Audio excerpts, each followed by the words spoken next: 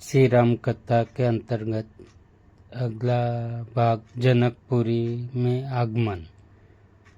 दूसरे दिन ऋषि विश्वामित्र ने अपनी मंडली के साथ प्रातःकाली जनकपुरी के लिए प्रस्थान किया। चलते चलते वे विशाला नगरी में पहुँचे। इस भव्य नगरी में सुंदर मंदिर और विशाल अट्टालिकाएं शोभायमान हो रही थी। वहाँ की बड़ी बड़ी दुकानें अमूल्य आभूषणों को धारण किए हुए स्त्री पुरुष आदि नगर की संपन्नता का परिचय दे रहे थे। चौड़ी चौड़ी और साफ सुथरी सड़कों को देखकर ज्ञात होता था कि नगर के रखरखाव और व्यवस्था बहुत ही सुंदर और प्रशंसनीय थी।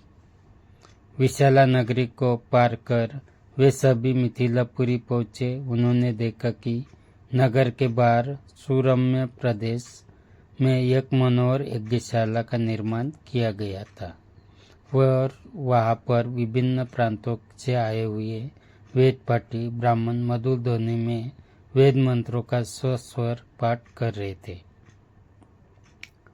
शोभायुक्त यज्ञ मंडप अत्यंत आकर्षक था, जिसे देखकर राम ने कहा, हे गुरुदेव, इस यज्ञशाला की छटा मेरे मन को मोह रही है और विद्वान ब्राह्मणों के आनंददायक मंत्रोच्चार को सुनकर मैं पुलकित हो रहा हूँ। कृपा करके इस यज्ञ मंडप के समीप ही हम लोगों के ठहरने की व्यवस्था करें, ताकि वेद मंत्रों की ध्वनि हमारे मन मानस को निरंतर पवित्र करती रहे। जब राजा जनक को सूचना मिली कि ऋषि विश्वामित्र अपने शिष्यों तथा अन्य ऋषि मुनियों के साथ जनकपुरी पधारे हैं, तो उनके दर्शन के लिए वे राजपुरोहित सतानंद को लेकर यज्ञशाला पहुँचे। पाद्य अर्थ आदि से विश्वामित्र जी का पूजन करके राजा जनक बोले, हे महर्षि, आपने यहाँ पधार कर और दर्शन देकर हम लोगों को कृतार्थ कर दिया है।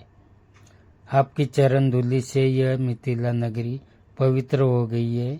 फिर राम और लक्ष्मण की ओर देखकर बोले, हे मुनिवर, आपके साथ ये परम तेजस्वी सिंह शावक जैसे अनुपम सौंदर्यशाली दोनों कुमार कौन है?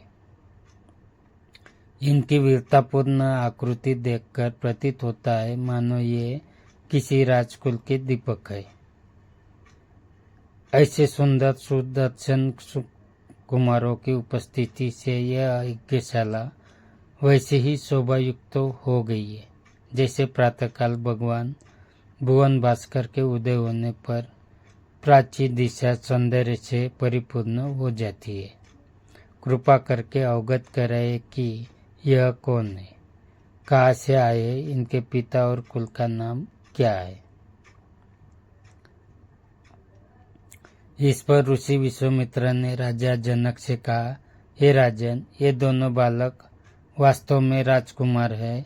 यह अयोध्या नरेश सूर्यवंशी राजा दशरथ के पुत्र रामचंद्र और लक्ष्मण है। ये दोनों बड़े वीर और पराक्रमी है। इन्होंने सुबहयु ताड़का आदि के साथ घोर युद्ध करके उनका नाश किया है।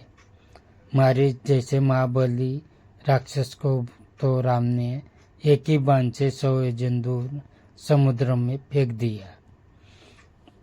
अपने यज्ञ की रक्षा के लिए मैं इन्हें अयोध्यापति राजा दशरथ से मांगकर लाया था। मैंने इन्हें नाना प्रकार के अस्त्र शस्त्रों की शिक्षा प्रदान की है। इनके प्रयत्नों से मेरा यज्ञ निर्विघ्न तथा सफलतापूर्वक संपन्न हो गया। अपने सद्व्यवहार, विनम्रता एवं सौहार्द से उन्होंने आश्रम में रहने वाले समस्त ऋषि मुनियों का मन मोह लिया। आपके इस महान धनुष यज्ञ का उत्सव दिखाने के लिए मैं इन्हें यहाँ लाया हूँ।